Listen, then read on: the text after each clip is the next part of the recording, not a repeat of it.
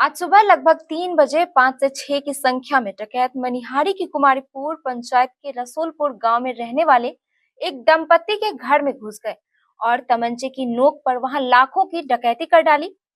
इस घर में जो दंपत्ति रहती है उनका नाम है राजेश शाह और रानी कुमारी। यह दोनों पति पत्नी मिलकर अपने घर में ही एक बैंक की सीएसपी चलाते हैं। इसके कारण इन्हें घर में हमेशा कुछ रुपए रखने पड़ते हैं। डकैत उनके घर के पीछे बना टीन का दरवाजा तोड़कर घर में घुस गए।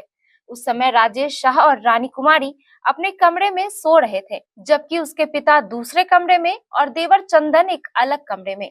डकैतों ने पिता और देवर के कमरे को कुंडी लगाकर बाहर से बंद कर दिया और तमंचा लेकर दंपत्ति के कमरे में घुस गए। कमरे में बक्से के ऊपर रुपयों से भरा एक बैग रखा हुआ था, जिसमें 2,75,000 रुपए रखे हुए थे। डकैतों ने रुपयों का बैग तो लिया ही, साथ में घर में रखी ज्वेलरी भी ले ली। संयोगवश यह ज्वेलरी आर्टिफिशियल थी। पति पत्नी के विरोध करने पर डकैतों ने दोनों को पिस्तौल की बट से मारकर घायल भी कर दिया और वहां से रुपए लेकर चलते बने। डकैतों के जाने के बाद दोनों पति पत्नी ने अपने पिता और छोटे भाई चंदन के कमरे का दरवाजा खोलकर उन्हें बाहर निकाला। चंदन ने तुरंत इसकी सूचना पंचायत के मुखिया को दी। सूचना मिलने के बाद सुबह लगभग 6 बजे मुखिया जी पीड़ित के घर पहुंचे। उसके बाद मुखिया जी ने इस घटना की सूचना मनिहारी पुलिस को दी। सूचना मिलते ही मनिहारी एसडीपीओ मनोज कुमार पूरे दल बल के साथ घटना स्थल पर पहुंच गए और घटना स्थल का जायजा लिया। निरीक्षण के उपरांत एसडीपीओ मनोज कुमार ने हमारे मनिहारी संवाददाता मिट्ठू और साजन को बताया कि घटना के सभी बिंदुओं पर बारीकी से जांच की जा रही है। जल्द ही अपराधियों को गिरफ्तार भी कर लिया जाएगा। उसका नाम है राजेश कुमार, पिता पंचलाल शाह के यहाँ। वो बिजली विभाग में भी काम करता है और अपना काम भी वो सीआरसी भी चलाता है। और कल सुबह 3 बजे के लगभग ये घटना हुई है। घटना के उपरांत ही सुबह हम आए हुए थे। आने के बाद ये थाना प्रभारी भी आए हुए थे, जिनके द्वारा जांच वगैरह चल रहा है। और ये घटना बहुत ही दुखद है।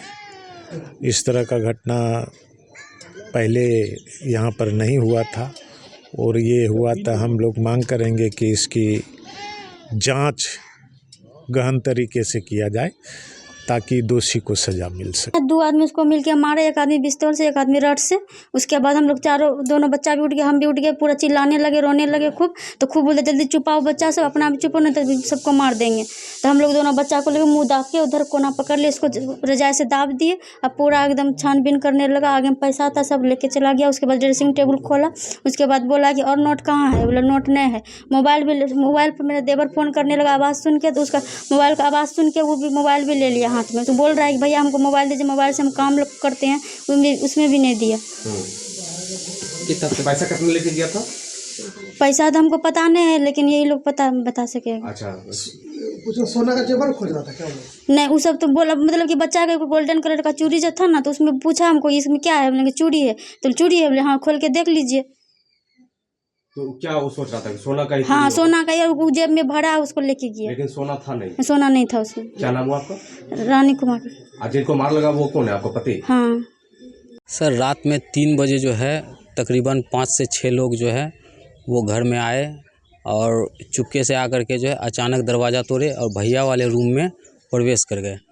जैसे ही भैया जगे तो भैया के सर पर जो है मतलब किसी गन से, मतलब उसका लोहा से जो है उनका सर फोड़ दिया और कान में सटा करके उनको बैठा दिया गया, जिससे काफ़ी ब्लड गया। तो भैया चुप हो गए और उसके बाद जा कर के जो है वहाँ पे रखा हुआ जो भी पैसा था वो सारा पैसा वगैरह लेकर के बक्सा वगैरह छानबीन करने लगे। इतने में थोड़ा सा मेरे पापा को भनक लगा और मेरे पापा आए और साथ में मम्मी भी, तो कि कोई बच्चा रो रहा है, मतलब मेरा भतीजा भतीजी सब।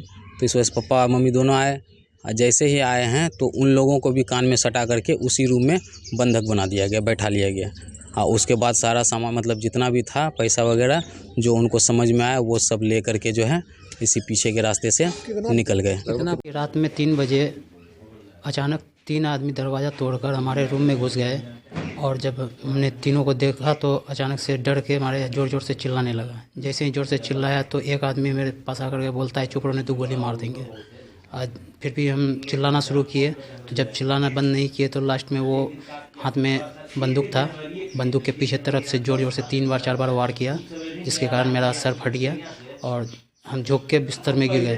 फिर भी आँख खोल के देख रहे हैं तो वो एक आदमी हमको पकड़ के रखा है, पकड़ के मतलब सामने में खड़ा है, पकड़ा नहीं है, सामने में खड़ा है पिस्तौल लगा के, और एक आदमी उधर गेट के पास खड़े हैं और एक आदमी बक्सा पर रखे हुए कैश को अपना झोला में डाल लिए। उसके बाद सारा कपड़ा हटा के बक्सा में जांच किए, बक्सा में एक टुमनी था, हाँ कपड़ा को हटा कर एक टुमनी था, उसमें भी कुछ कैश था, सिक्का, वो भी अपना झोला में डाले और कुछ कपड़ा वगैरह डाल के उसके बाद कुछ देर के बाद जब पापा का आवाज़ जब सुनाई दिया मेरा रोने का, जोर से चिल्लाने का, तो पापा मम्मी आंगन आए। आंगन जैसे आए तो आंगन में 2 आदमी पहले से दांत लगाए हुए थे।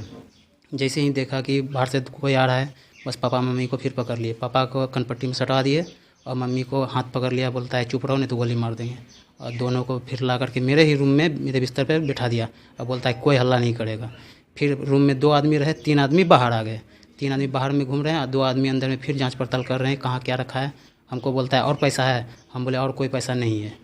उसके बाद बोलता है बहादुर देखो और क्या है, देखो बहादुर काम हुआ। इस तरह से बात करने के बाद वो ड्रेसिंग टेबल को भी चेक किया कि कहीं यहाँ पर कुछ नहीं है, फिर बक्सा चेक किए, उसके बाद तब देखा कुछ नहीं है, तब भागा यहाँ से।